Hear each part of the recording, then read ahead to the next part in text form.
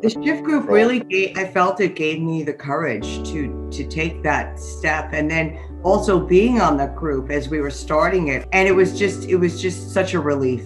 It was just such a relief to get that feedback from someone that's using that. Not only has the shift program helped us with taking that step, it's brought some really nice connections together that I didn't have with great people, so we can all work together. And I'm thankful for that. We're continuing on through the summer. I have other people coming to me now wanting to get involved in that. I'm very thankful for the shift program helping me.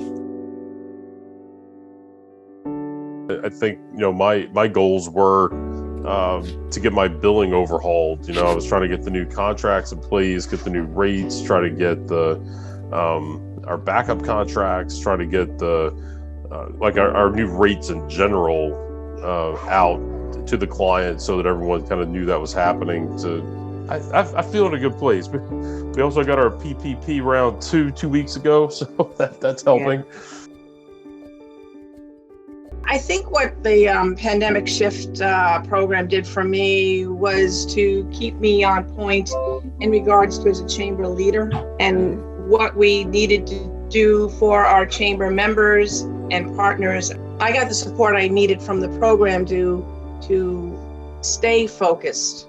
The people that were on that program of things that had to be done and changed.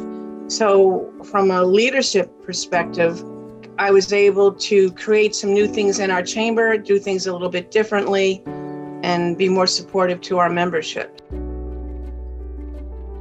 What pandemic shift has done for me has made me refocus, fine-tune my business. I have to now work with 2 or 3 other coaches to share the leads that I am getting. Wow. I received an award for Discover Long Island for the $5,000 for Black business just recently.